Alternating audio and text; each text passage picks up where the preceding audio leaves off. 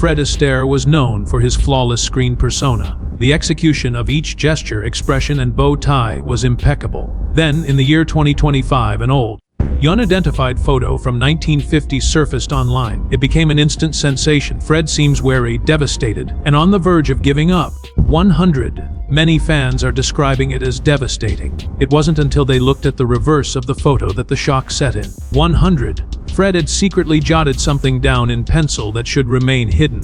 Those statements explain the source of his pain, hidden beneath his charisma. A shocking secret lay dormant in the kingdom of the Dancing King. Fred Astaire came into this world in Omaha, Nebraska on May 10, 1899. Frederick Astaire was his given name. With the hope of a better life, Fritz's father had emigrated to the United States from Austria in 1893. He managed to scrape by on the meager wages he earned selling alcohol. Fred's mom, Anne, was a piano teacher who helped support her family after emigrating from Germany. Even at the tender age of 300, she had picked up on something unique about Fred. His older sister Adele was the dancer he was modeling his movements after. Their entire lives were impacted by her notion that show business could be their path out of poverty. In 1903, at the tender age of 4, Fred began his informal dancing career by observing Adele. Fred eventually joined her in enrolling at Omaha's Chambers Dance Academy for dance classes. Fritz lost his job 2 years later in 1905, and the family moved to New York City. With over 200 in debt, they were in deep trouble. However, Anne persisted. She sent her 2 kids to dance classes. In addition, Fred and Adele were earning $50 each show from their modest vaudeville acts by 1906. Even though Fred was still a little child, he danced for long hours, sometimes 12. In that era, child protection laws did not exist. Despite their meager resources, Anne kept going and managed everything. To round off their performance, Fred picked up the accordion, clarinet, and piano. 100. The Astaires gave their siblings a name when they were 7 years old. They embarked on a Midwest tour, doing up to 20 performances per week. 100. The family benefited greatly from the approximately $150 they made per deal. Fred put in a tremendous amount of time practicing, 8 hours a day. His idols in the dance world, such as Bill Bojangles Robinson, encouraged him to study tap and ballroom. However, 100 they lied about their identities because performing under the age of 14 was illegal in certain venues. Freddie Austin was Fred's stage name. When they came back to Omaha in 1908 to play at the Orpheum Theater, the audience went wild. They were lavished with flowers and paid $150 weekly. Still, 100 things were never easy. When Adele began to outgrow Fred, the height disparity became intolerable on stage by 1912. They separated for 2 years. 100. Something terrifying occurred in 1909, when Fred was only 10 years old. While performing in Keyport, New Jersey, he suddenly became paralyzed. 100. A case of stage fright ensued. It cost the promoters $200 to cancel the performance, in an effort to shield him from shame. 100. His mother made it seem like he was unwell. Fred had waited too long. By the end of that year, he had performed over 300 shows. That incident, 100, he stated afterward, stayed with him for a long time. He was the moaning Minnie Adele mocked because he was perpetually anxious. On the other hand, 100, Fred channeled that anxiety into motivation.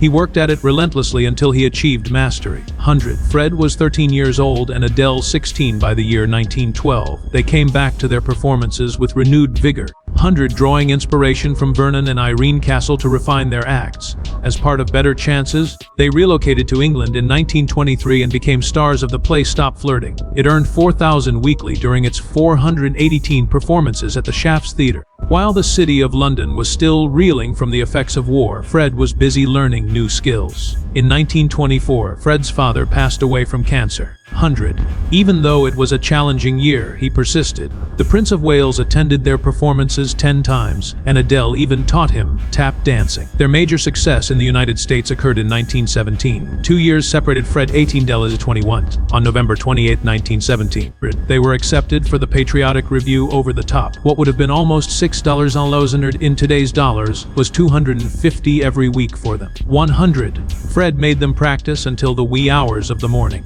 The critical community praised their commitment. 100. Praising their performance as a highlight of the evening. Also, Fred has never before used a full-page ad in Variety to promote himself. It was a wise move. They were the featured actors in Judy and the Bunch in 1922. Despite the show's poor reception, The Astaires was a hit. The 100 Adele had secretly begun an affair with the British nobleman Lord Charles Candish, whom she had met in London. Reporters from tabloids started trailing her, snapping pictures and dropping hints about a royal match. In order to keep the show going while Adele went on secret dates, Fred had to put in more effort. Tensions were increasing despite the short run of the show, just 63 performances. After that, in 1924, Lady Be Good arrived. It was an enormous success when it premiered on December 1st. The Gershwin brothers composed the score, and Fred required a bucket of water offstage to quench his too energetic dancing. The musical opened at 55,000 and ran for 330 performances in New York before transferring to London for a further 326 performances. Only 500 copies of Fascinating Rhythm's unique record were manufactured. One of those records ended up in the Library of Congress many years down the road. Opening year for Funny Face was 1927. All at once, it was contemporary and untamed, in a groundbreaking fusion of jazz and tap. Fred donned a top hat and tails for the very first time. Rehearsal issues and negative reviews in Philadelphia led to the show's rebranding from Smarty. There were 244 performances after the opening night on November 22nd, and another 263 in London. The media paid more attention to Adele's blossoming romance with Cavendish than to her dance skills. All eyes were on the impending nuptials. Their final appearance together was on the bandwagon in 1931. June 3 was the opening night. The reviewers were particularly enamored with the spooky dance sequence to Dancing in the Dark. A decision had already been taken by Adele behind the scenes. After her marriage to Candish, she planned to retire from performing. Despite Fred's best efforts, she remained adamant.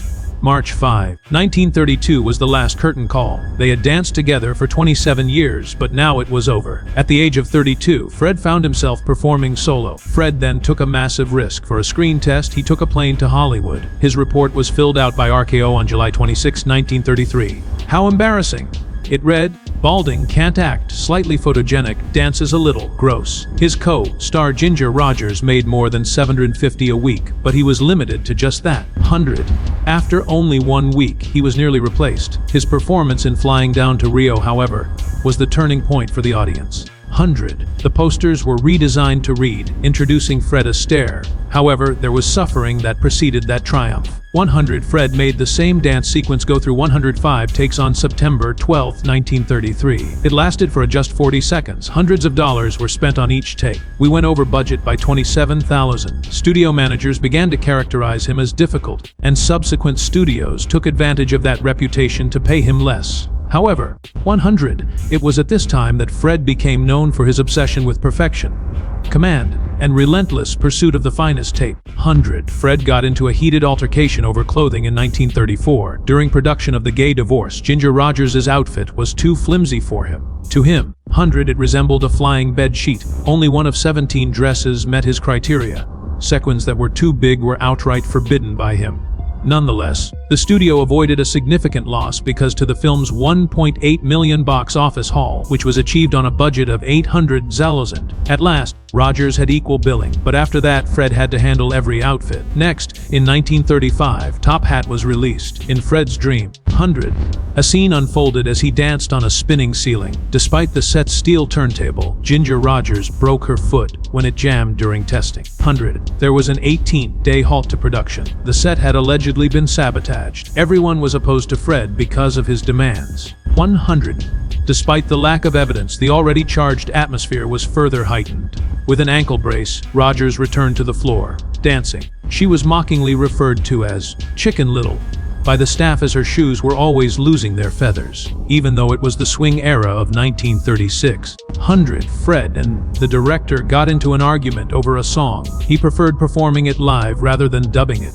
If they dub it, he threatened to leave. 100, he said. Finally, the studio caved. Even with the covert microphone on Fred's vest, his labored breathing and minor pitch problems were audible. 100. Although it was panned by some critics, the audience thoroughly enjoyed it.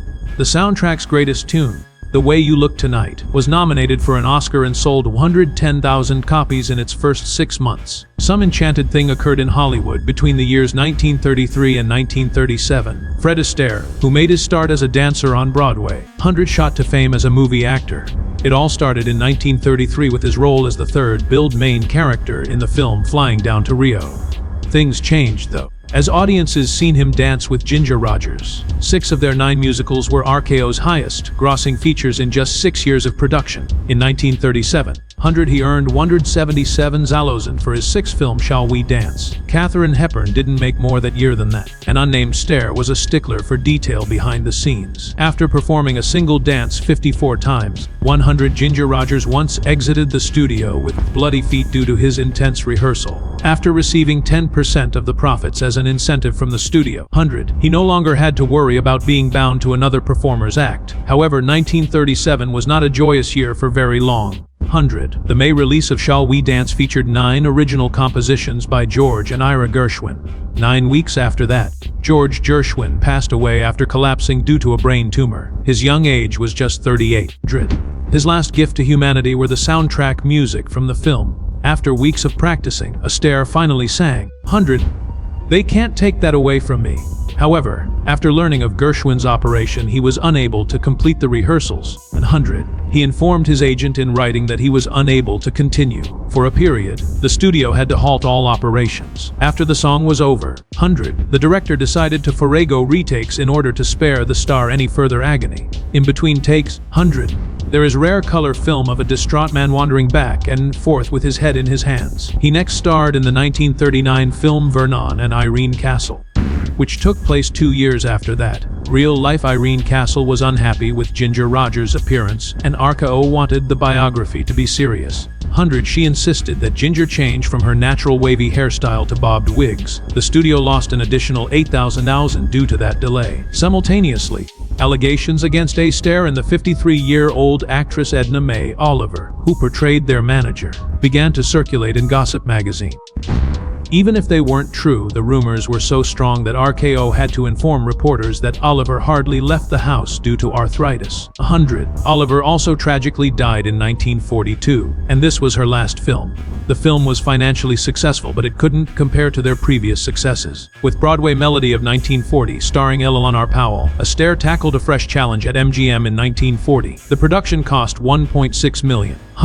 With more than $120,000 going into the construction of a massive mirror set for the big dance performance Begin the Begin. It took over 4 minutes to film in one take, while earlier cuts were somewhat longer.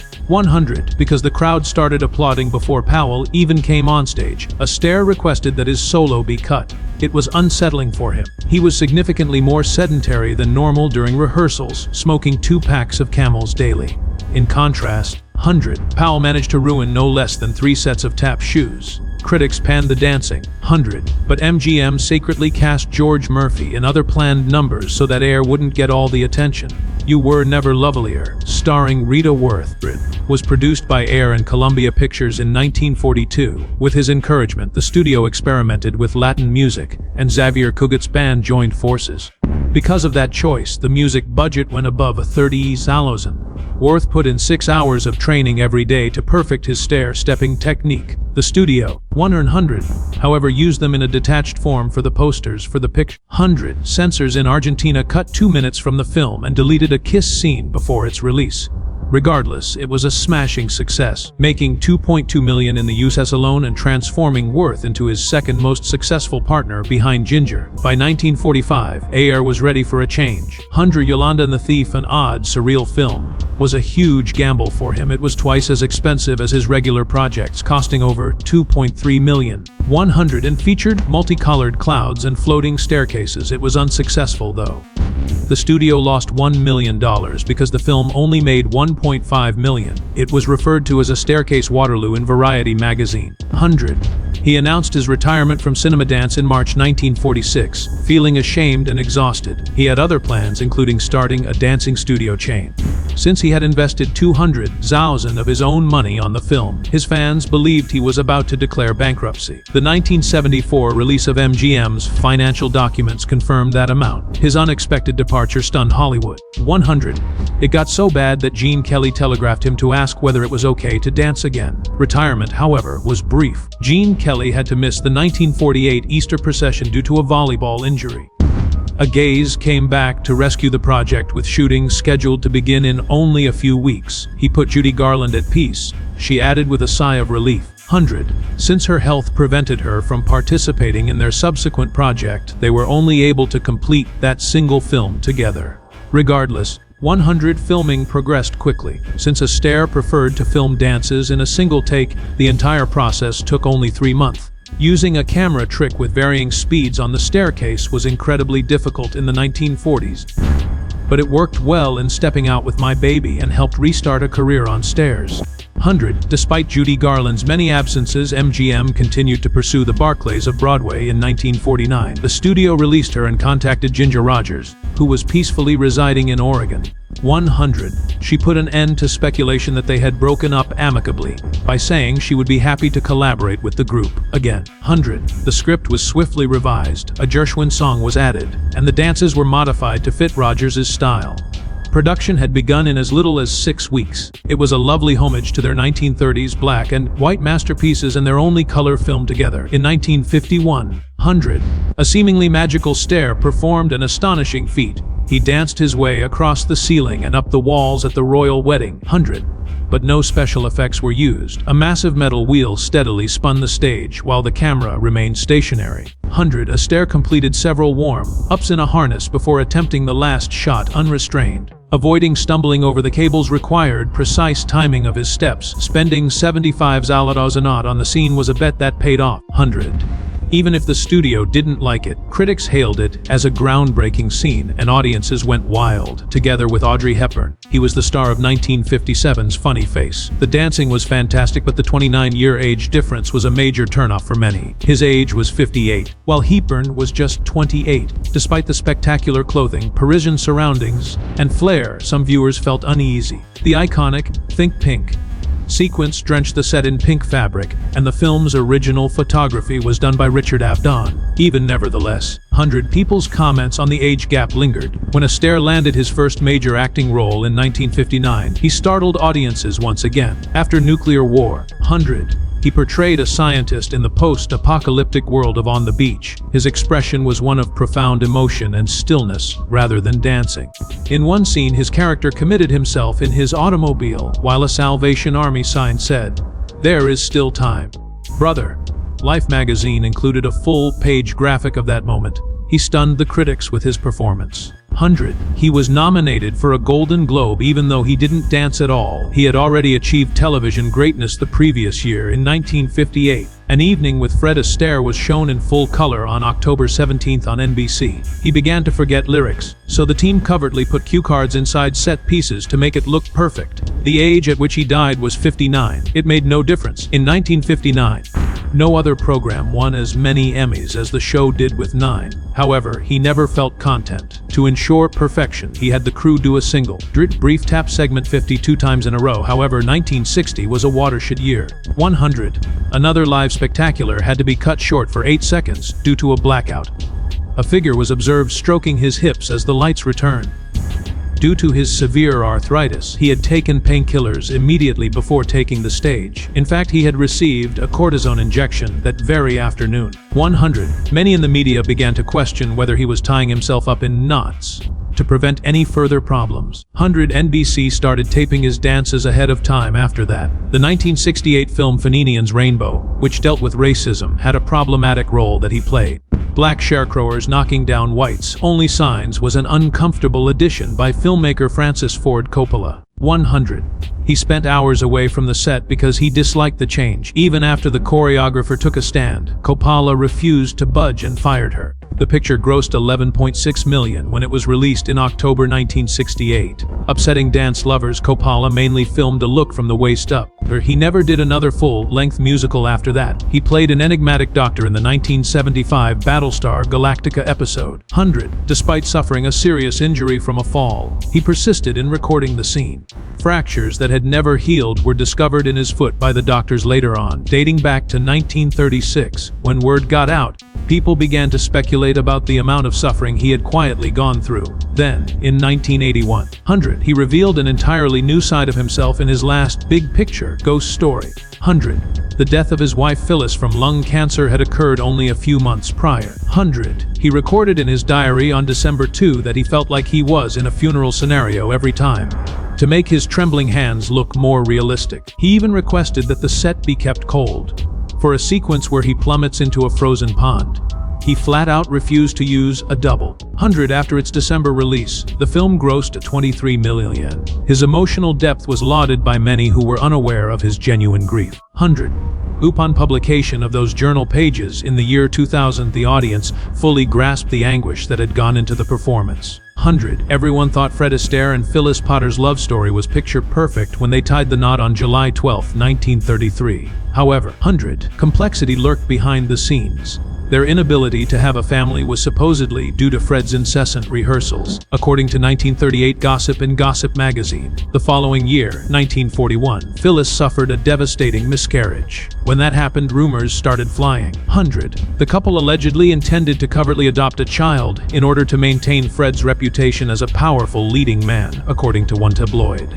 However, Fred did something he rarely did. He spoke out. He brought up the fact that their daughter Ava was born in 1942 and their son Fred Juder in 1936.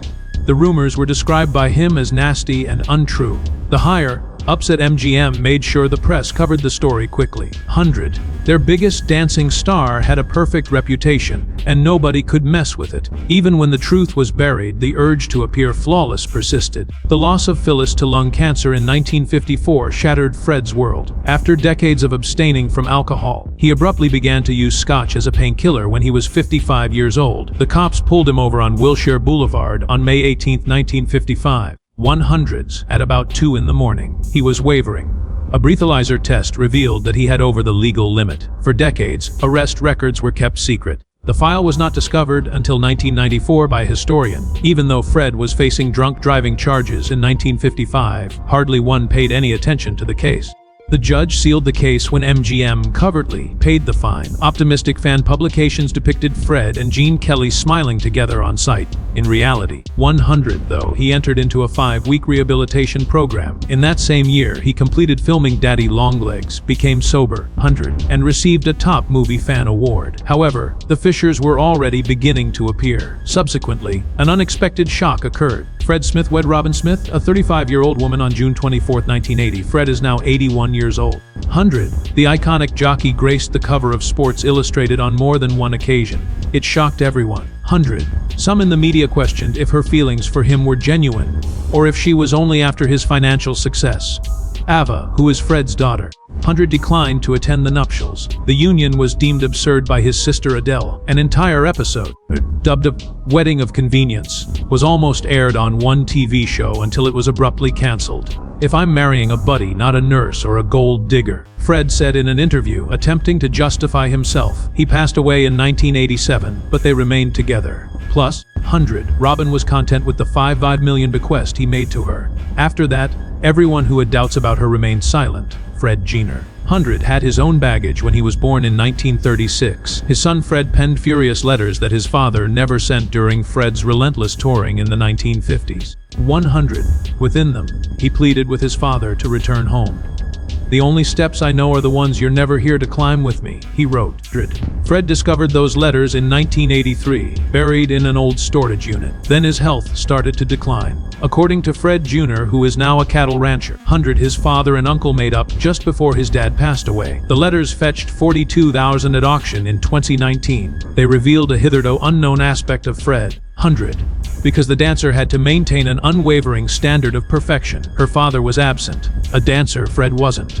His generosity was understated as well. He endowed dancing studios in Harlem and London, with more than $650,000 between 1946 and 1958. He preferred that his name not be associated with the funds. Under his goal, he stated, was for children to treasure dancing above all else. However, his generosity caused problems. Unreported donations and unusual tax deductions were discovered during his 1959 audit by the Internal Revenue Service. They claimed that he had unpaid taxes of $200,000. To make ends meet, he nearly parted up his prize-winning horse Triplicate. Avoiding more serious issues, he settled the bill in 1961, until a note was released in 1988 following his passing. No one knew about any of this. 100. The memo demonstrated that Fred had precariously balanced helping out while evading the taxman. Also, he and Gene Kelly had a protracted, clandestine feud. When Fred's dream role in Singing in the Rain was nixed by Kelly in 1952, he was understandably irate. 100. It was revealed in a leaked memo that Fred found Kelly's style to be very athletic and risque, akin to dancing for weightlifters. Even more outrageously, Fred tore up lobby posters featuring Kelly's likeness. In order to forestall any potential conflict, MGM canceled a dance scene that had been planned involving the two brothers. 100. Fred had the duet cut from subsequent versions sold to television after it had originally appeared in Ziegfeld Follies in 1945. 100. Private correspondence between Fred and Kelly that came to light years later drew parallels between tapping and vaudeville wrestling. There was still a lingering resentment. Ginger Rogers was another thorn in the side. Somebody noticed Fred and Ginger slipping out of a hotel room hand in hand at 2010 in the AM on April 3, 1935. Top Hat's set was due that very morning. The studio was very rule-oriented. Actors' romantic relationships are fictional. There was a private investigator who threatened to leak images. The studio shelled out $25,000 to have it erased. 100. Renowned gossip columnist Luella Parsons began to tease a toe-tapping controversy before abruptly pulling the plug. Ginger claimed they were only pals in her final years. However, 100. An earlier memo discovered in the producer's files cautioned that the entire production could be ruined by just one more night like April 3rd. Like everyone else, Fred messed up badly. While in Miami on tour in 1941, he flat out refused to share the stage with Tip Tap and Toe. 100. A black tap dance troupe. People still perceived it as an offensive move, even though he blamed local restrictions. 100. He later expressed regret and acknowledged that it had been a bad decision. His 1963 Broadway performance was met with protests from civil rights organizations. 100. Fred made a donation to a civil rights organization and narrated a television special about black dancers in an effort to put things right. 100. They should have crushed segregation rather than danced around it, he said in a 1970 interview, describing the Miami decision as his darkest hour. Grid problems also arose due to Fred's fondness for horses. His horse Hi-Hat had a disastrous Santa Anita Derby performance in 1944. 100. The gambler Nick the Greek had Fred's full confidence, so he increased his wagers on the races. However, due to travel restrictions, the horses were unable to reach their destinations throughout the conflict. He was running out of money by 1946. Last but not least, in 1947, the Internal Revenue Service uncovered $400,000 stashed away in an offshore Cayman Islands shell firm. Possible allegations of tax evasion were examined. 100. The case was discreetly settled by Fred. Despite his charisma, Fred was always anxious, and he joked, "Take the car. It dances better than my nags." He sold his Rolls-Royce for $15,000 to pay the bills. He began experiencing panic episodes in 1932. Following his sister Adele's retirement, neurasthenia is a neurological disorder that doctors found in him. He passed out while rehearsing in 1927. 100. He was administered barbiturates and subjected to early sleep therapy, according to secret medical records that were revealed in 2019. On the set of Swing Time in 1936, he insisted that MGM construct a private chamber where he could unwind. To ease his anxiety, he put Hawaiian music on loop. In retrospect, Fred's wife Robin revealed that he stashed a tiny bottle of medication in each of his tuxedos. Asked in 1976 if he still gets nervous before performances, he laughed and replied, "The feet are steel. Everything above the ankles is custard." In July 1950, 100. A photo was taken of Fred slumped in a chair during royal wedding rehearsals. Sweat beaded down his neck as his eyes appeared lifeless. 100. The famous moment when he danced on the ceiling was going to be filmed, as indicated by a call sheet posted behind him. 100. Sophisticated scanning techniques uncovered pencil notes concealed on the reverse of that photograph many years later. 2 sleepless nights. 100. Jane still perfect. I'm off by half a beat, Fred had wrote. Donan wants a third take. Be happy, Freddie. Nose up. Not possible. 100. He went so far as to depict the chamber in motion, referring to it as a hamster wheel in a cartoon. It revealed his true state of exhaustion, even if he appeared perfect on film. In September 2025, that photo made a comeback after someone shared it on Reddit. It became viral in under a day. 100. His appearance was described as human, vulnerable, and worn out. TikTok choreographers mimicked the position. Even MGM, swayed by the photo. 100. Announced a 2026 restoration of the royal wedding. A different aspect of Fred Astaire has been revealed to the public. More authentic, less flawless.